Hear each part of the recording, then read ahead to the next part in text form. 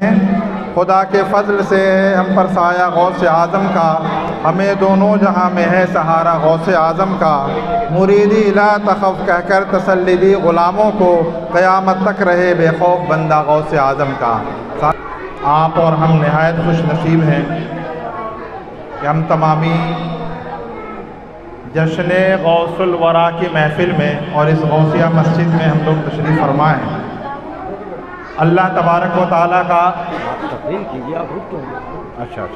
اللہ کا فضل جس پہ ہوتا ہے وہ ایسی محفلوں میں آیا کرتا ہے، اور اللہ کا فضل جس کے اوپر ہوتا ہے وہ اللہ والوں سے ملاقات کرتا ہے۔ وہ ادنا فرد بڑھ کر قابل توقیر ہو جائے، قسم اللہ کی جس پہ نگاہ پیر ہو جائے۔ آمین محترم۔ یا ایھا الذین آمنوا اتقوا اللہ وکونوا مع الصادقین، اے ایمان والو اللہ سے ڈرو اور سچوں کے ساتھ ہو جاؤ۔ اس کا ترجمہ یہی ہے، تین باتیں اس آیت کریمہ کے اندر، اللہ سے ڈرنا، ایمان والو، اے ایمان والو، پہلے ایمان والے کی بات ہوئی، پھر اللہ سے ڈرنے کی بات ہوئی، اور پھر سچے لوگوں کے ساتھ رہنے کی بات ہو رہی ہے۔ ایمان لے آیا بندہ، جب اللہ سے ڈرنے لگا، تقوی اختیار کر لیا، تو اب سچے لوگوں کے ساتھ رہنے کا مقصد کیا ہے؟ کیا مقصد بنتا ہے؟ جب بندہ ایمان والا ہو گیا، اللہ کا خوف دل میں آ گیا، اور اللہ کا خوف سب سے بڑی چیز ہے، تو اب اللہ والوں کی صحبت میں رہنے کا مقصد کیا ہے؟ اور صحبت کتنی بڑی چیز ہے میں آپ کو بتاؤں۔ سرکار بڑے پیر دستگیر روشن زمین شہنشاہ بغداد علیہ رحمت و رضوان کے سرزمین بغداد شریف میں تعاون کا مرض پھیلا۔ صحبت دیکھیے گا، غور کیجیے گا، بزرگوں کی صحبت، اللہ والوں کی صحبت کا کتنا بڑا فیضان ہوتا ہے۔ امام صاحب، تعاون کا مرض پھیلا سرزمین بغداد شریف میں۔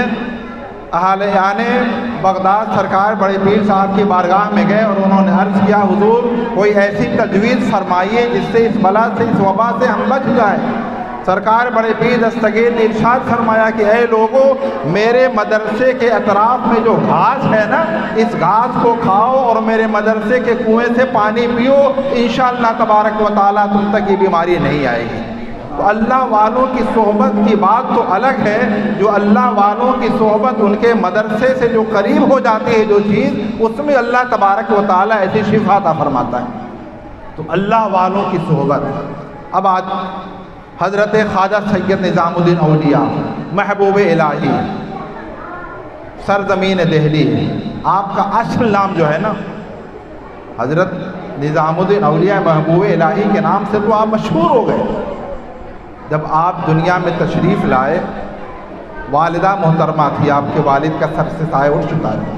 جب کچھ بڑے ہوئے تو کمانے کی خاطر سارے بچے شہر سے باہر نکلے، محلے والے، آپ بھی ساتھ میں باہر نکل لے اور آئے، اور سب نے کہا کہ چلو نظام الدین ہم سونا بنانا سیکھتے ہیں، سونا کیسے بنایا جائے گا۔ آپ نے بھی سمجھا چلو چلتے ہیں، ماں ضعیفہ ہے، بیوہ ہے، سہارا بن جاؤں گا میں۔ سارے بچے آئے، ساتھی آئے، شہر میں آئے، سب نے الگ الگ کاریگری شروع کر دی۔ حضرت خواجہ سید نظام الدین اولیاء محبوب الہی کی نظر حضرت بابا فرید گنج شکر پہ پڑی، اور آپ نے کہا دیکھتے ہی یہ تو وہ عام چہرہ نہیں ہے۔ اللہ والوں کی پہچان جو ہے نا، جس کو دیکھتے ہی خدا یاد آ جائے۔ بزرگان دین فرماتے ہیں جس کو دیکھتے ہی خدا یاد آ جائے، اللہ والوں کی سب سے بڑی پہچان ہے۔ حضرت خواجہ سید نظام الدین اولیاء محبوب الہی اس کٹیا میں گئے اور جا کر کے مرید ہو گئے اور خدمت کرنے لگے۔ زیادہ وقت نہیں لوں گا آپ کا، خدمت کرنے لگے، یہاں تک کہ وقت گزرتا گیا۔ آپ کے ساتھیوں نے ایک کیمیاگری سیکھ کر کے سونا بنانا شروع کر دیا، اور سب ایک ساتھ جمع ہوئے اور کہا نظام الدین تم نے کیا سیکھا؟ صحبت کا اثر، اللہ والوں کی صحبت میں بیٹھنے کا اثر۔ تم نے کچھ نہیں سیکھا، تم نے کچھ جانا ہی نہیں۔ دیکھو ہم نے اتنا سونا تیار کر لیا، اب ہم اپنے گاؤں جا رہے ہیں، اپنے گھر والوں پہ خرچ کریں گے۔ نظام الدین تم نے کیا سیکھا؟ حضرت خواجہ سید نظام الدین اولیاء محبوب الہی بڑے مایوس ہوئے، یقیناً میں نے کچھ سیکھا ہی نہیں۔ جو پیر ہوتا ہے، جو اہل اللہ ہوتے ہیں، دلوں کی خبر رکھتے ہیں، انہیں معلوم ہے، کشف کے ذریعے اس کی جان لیتے ہیں۔ بابا فرید صاحب سمجھ گئے کہ جو میرا مرید ہے نا نظام الدین اولیاء، اس کے دل پہ اس کے ساتھی اس کی بات کا جو اثر ہے نا وہ گہرا اثر ہو گیا، دکھ پہنچا ہے، تکلیف پہنچی ہے، دل ٹوٹا ہے۔ آپ بلائے اور کہا آپ نے بیٹے استنجے کی حاجت ہو رہی ہے نظام الدین مٹی کا ڈھیلا لے کر گیا۔ حضرت خواجہ سید نظام الدین اولیاء محبوب الہی ڈھیلا لینے گئے، جس ڈھیلے کو چھوتے ہیں وہ ڈھیلا ڈھیلا نہیں رہتا، مٹی کا وہ سونا بنتا جاتا ہے۔ جس کو چھوتے ہیں سونا بن گیا، جسے چھو رہے ہیں سونا بن گیا، جسے چھو رہے ہیں سونا بن گیا۔ یا اللہ ہو کیا رہا ہے؟ بابا فرید نے کہا بیٹے کتنی تاخیر کرو گے، استنجے کی حاجت تیز ہو رہی ہے، جلدی کرو، مٹی کا ڈھیلا لاؤ، اتنی تاخیر ہو گئی؟ کہا سرکار کریں تو کیا کریں، جس ڈھیلے کو چھوتے ہیں وہ ڈھیلا ڈھیلا نہیں رہتا، وہ تو سونا بن جاتا ہے۔ کہا بیٹے نظام الدین کوئی بات سمجھ میں آئی؟ تمہارے اندر اللہ تبارک و تعالیٰ نے یہ صفت خاصہ پیدا فرما دی کہ جس مٹی کو تم چھو گے وہ مٹی مٹی نہیں رہے گی، سونا بن جائے گا۔ اور ان لوگوں کے اندر وہ صفت نہیں ہے، وہ تمام اجزاء کو اکٹھا کریں گے اور پھر چولہے پہ چڑھائیں گے اور کیمیا گری کریں گے، اس کے بعد سونا تیار ہوگا۔ تمہاری خوبی یہ ہے کہ جس پتھر کو چھو دو گے پتھر پتھر نہیں سونا بن جائے گا۔ اور ایک بات اور ارشاد فرمایا بیٹے نظام الدین یہ کتنی حقیر چیز ہے، اس سے استنجا کرنا بھی جائز نہیں ہے، سونا اس سے جب استنجا جائز نہیں ہے تو اس سے تم کر کیا سکتے ہو؟ لہذا دنیا والوں کے پیچھے نہیں بھاگنا ہے، اللہ والوں کی طرف جانا ہے، اہل اللہ کی طرف جانا ہے۔ اور آج تو آپ ان کی محفل میں بیٹھتے ہیں، جن کی محفل میں بیٹھنے والا کبھی مایوس نہیں ہوتا، کبھی اداس نہیں ہوتا، کبھی خالی نہیں جاتا۔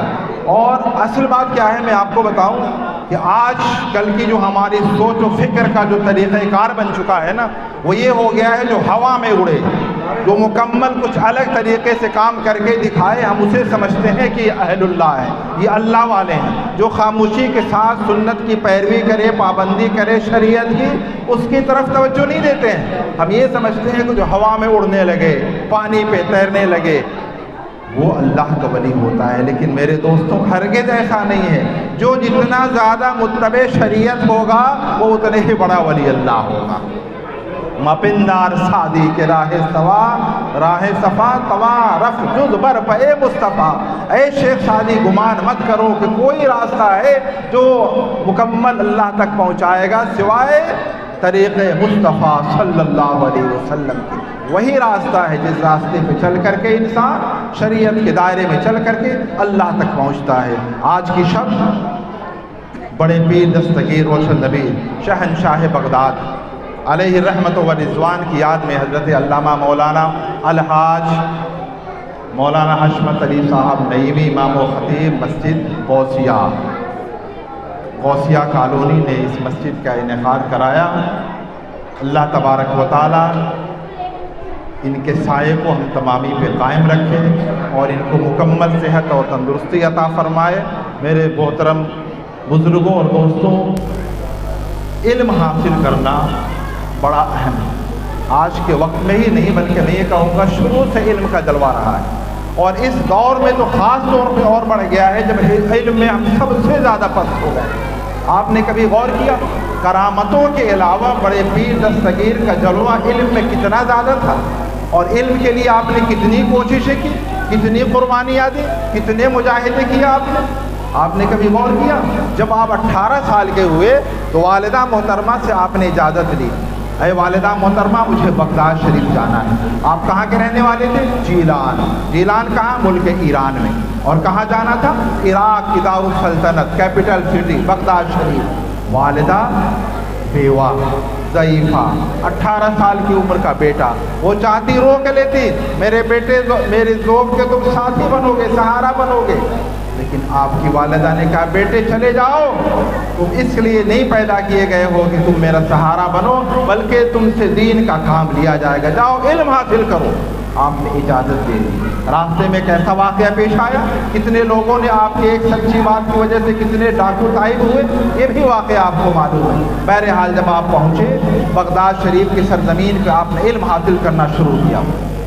جو کھانا دیا تھا ماں نے، جو درہم و دینار ماں کی طرف سے ملے تھے، چند دنوں کے بعد وہ ختم ہو گئے۔ آپ بھوک کے عالم کی باتیں بتاتے ہیں کہ مسجد میں بیٹھا ہوا تھا بغداد کی سرزمین پر، مجھے اتنی بھوک کی شدت ہوئی ایسا لگ رہا تھا کہ کچھ مل جائے کھانے کے لیے۔ اسی درمیان میں ایک اجنبی شخص آیا مسجد میں، آنے کے بعد اس نے کھانا شروع کیا اور کہا اے نوجوان آ جاؤ میرے ساتھ کھانا کھا لو، میرے ساتھ کھانا کھاؤ۔ علم مجاہدہ مانتا ہے، علم کے اندر قربانی چاہیے۔ آج ہمارے درمیان قربانی نہیں۔ کرامتوں کے درمیان ہم تمام ولیوں کو دیکھنا چاہتے ہیں۔ اولیاء کرام کی کرامتیں بیان کرتے چلے جائیے، ہم سنتے چلے جائیں گے۔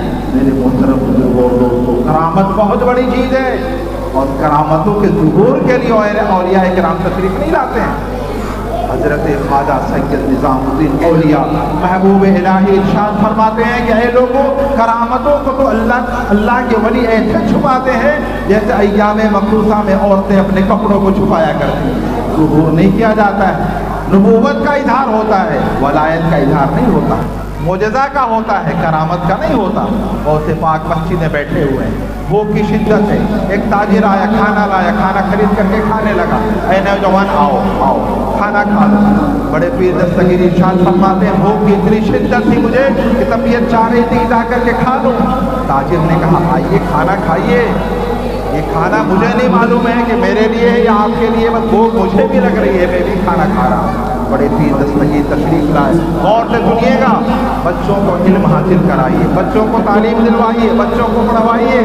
بڑے پیر دستگیر کی سوانح ابلے سنیے، تشریف لائے اور کہا یہ تو بتاؤ کس کا کھانا ہے؟ کہا مجھے نہیں پتا یہ کھانا میرے لیے جائز ہے کہ نہیں، یہ بھوک کی شدت ہے، میں جیلان کا رہنے والا ہوں، قصبہ جیلان ملک ایران۔ کہا اچھا کس محلے کے ہو؟ محلہ بتاتا گیا، بڑے پیر دستگیر سنتے گئے۔ کہا اچھا کس نے دیا؟ ایک ضعیفہ تھی، بیوہ تھی، ایک سادات خاندان کی فیملی، اللہ والے لوگوں کا گھرانہ تھا۔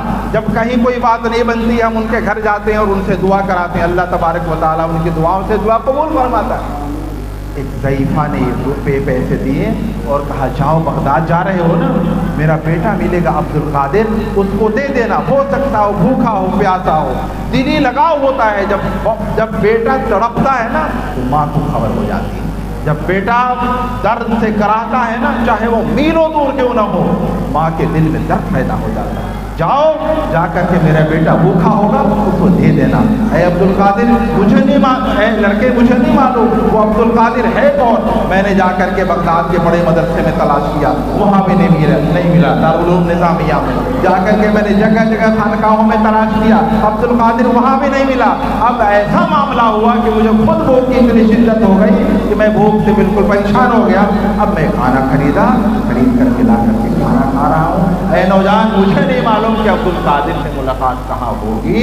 بھوک کی شدت نے بڑے پیر دستگیر نے بھی کھانا شروع کیا اور ارشاد فرمایا اے تاجر یہ کھانا اب تمہارے لیے بھی جائز اور میرے لیے بھی جائز، اس لیے کہ جس ضعیفہ بیوہ کی تم بات کر رہے ہو وہ کوئی اور نہیں ہے بلکہ عبد القادر کی ماں ہے۔ اس نے اپنے بیٹے کے لیے 18 سال نوجوان کو بھیجا تحصیل علم کے لیے کہ جاؤ علم حاصل کرو اور اپنے نانا جان کے دین کا فروغ کرو، پھیلاؤ۔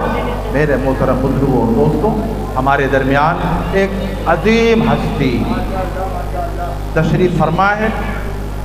اب میں اپنی گفتگو پہ وہ یہیں ختم کرتا ہوں۔ اللہ تبارک و تعالی ہمیں اور آپ کو علم دین علم دنیا حاصل کرنے کی توفیق عطا فرمائے، فیضان غوث اعظم ہم سب پہ عام کرے۔ استغفر اللہ ربی